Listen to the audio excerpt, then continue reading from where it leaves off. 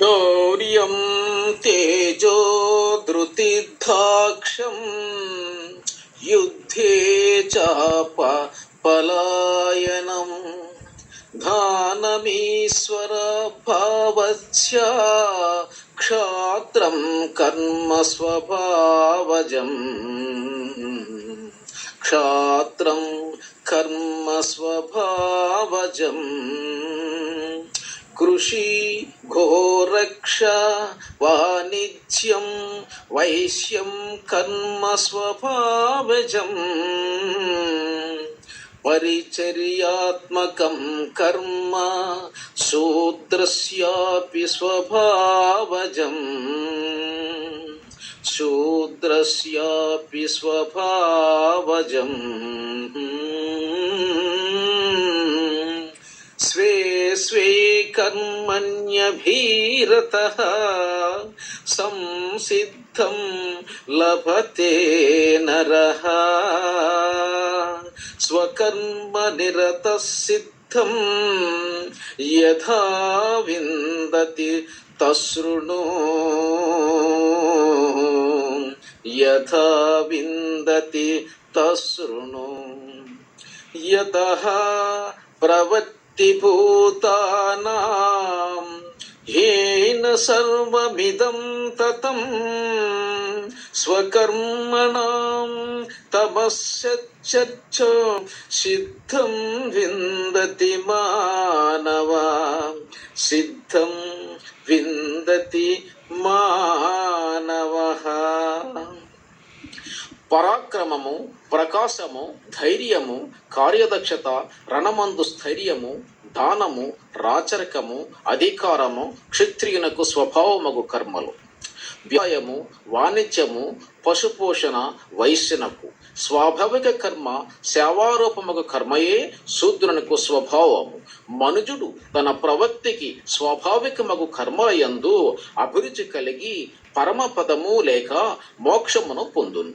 స్వకర్మాకరచన తత్పరుడు జ్ఞానసిద్ధి పరమపదమును ఎట్లు పొందునో చెప్పుదని వినము. ఎవరి నుండి బోధజాలములు వెలువడుచున్నావో ఎవరు సర్వవ్యాపి అయి అట్టి పరమాత్మను తన నైజిక కర్మచే ఆరాధించి మానవుడు పరమసిద్ధిని పొందగలడు. గర్భస్థ శిశువుగా ఉన్న నీవు బాల్యము నుండి ఈ గీతాధర్మములను పాటించగలుగుతావు. అర్జున విషాద యోగము వలన పూర్వజన్మ సుకృతము కలుగును, పాపము తొలగిపోవును. సాంఖ్యయోగము వలన ఆత్మస్వరూపము, అలౌకిక శక్తి, సుఖము, శాంతి కలుగును. కర్మయోగము వలన ప్రేతత్వము పోవును. జ్ఞానయోగము వలన చెట్లు, పశువులు, పక్షులు ఉత్తమ గతిని పొందుతాయి. కర్మ సన్యాసి యోగము వలన పుణ్యము లభిస్తుంది. ఆత్మ సంయమన యోగము వలన అన్నదానము, గోదానము, విద్యాదానము ఫలితములను పొందగలుగుతారు. జ్ఞాన విజ్ఞాన యోగము వలన జన్మరాహిత్యము పొందుతారు. అక్షర పరబ్రహ్మ యోగము వలన రాక్షసత్వము నశిస్తుంది. రాజవిద్య రాజగుహ్య యోగము వలన పాపము, రుణబాధలు నశిస్తాయి. విభూతి యోగము వలన ఆత్మలకు పుణ్యము లభిస్తుంది. జ్ఞాన సంపన్నుడవుతాడు, ఐశ్వర్యవంతుడు అవుతాడు. విశ్వరూప సందర్శన యోగము వలన భూతములు, ప్రేతముల యొక్క బాధలు నశిస్తాయి. భక్తి యోగము వలన ఇష్టదైవము యొక్క సాక్షాత్కారము లభిస్తుంది. క్షేత్ర విభాగము వలన చండాలత్వము నశిస్తుంది, కోరికలు లభిస్తాయి. గుణత్రయ విభాగ యోగము వలన వ్యభిచార దోషము, శ్రీహత్యా దోషము నశిస్తాయి. శక్తి యొక్క అనుగ్రహము లభిస్తుంది. ఆది పరాశక్తి యొక్క దీవెనలను పొందగలుగుతారు. పురుషోత్తమ యోగము వలన జీర్ణశక్తి పెరుగును, మోక్షము లభించును, తపస్సు సిద్ధించును. దైవాసుర సంవిద్విభాగము వలన బలము, పరాక్రమము, విజయము, రాజయోగములు లభిస్తాయి. శ్రద్ధాత్రేయ విభాగము వలన దీర్ఘవ్యాధులు నశిస్తాయి. మోక్ష సన్యాసి యోగము వలన ఉద్యోగము, ఉపాధి, యజ్ఞఫలము లభించును. ఓంకార శబ్దము వలన శరీరమునకు ప్రాణవాయువు పెరిగి ఆయుష్ వృద్ధియగును. మానసిక ప్రశాంతత కలిగి 430 పౌన పుణ్య శక్తిని జీవునికి శరీరమునకు లభిస్తాయి. అత్యంత శక్తిని పొందగలవు. అలసట రాని యవ్వనవంతునిగా జీవించగలుగుతావు. ఓంకారములో ప్రణయము బీజాక్షరము ఉన్నందువలన నిత్య యవ్వన స్థితి యందు జీవించి ఎలాంటి రోగములు లేకుండా శాశ్వతముగా జీవితమును అనుభవించగలవు. తదాస్తు.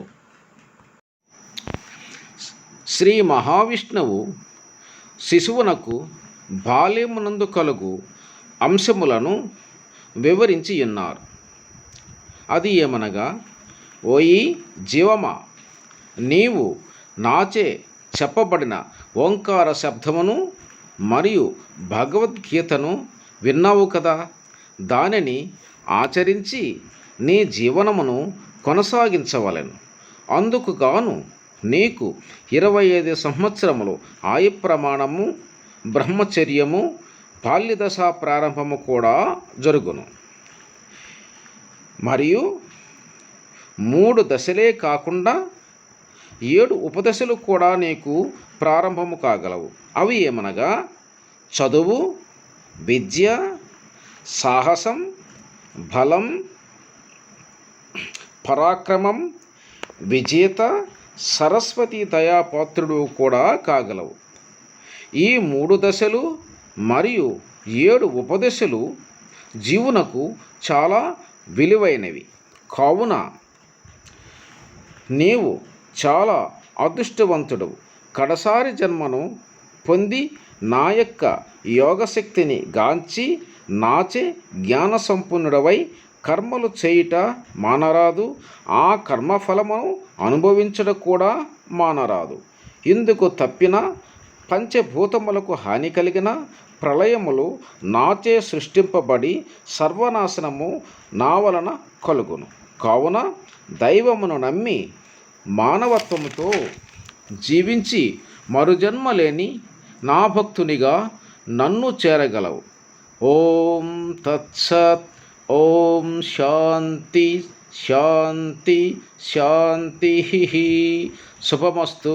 జీవుడా ఆయురారోగ్యములు అష్టైశ్వర్యములతో జీవించుగాక.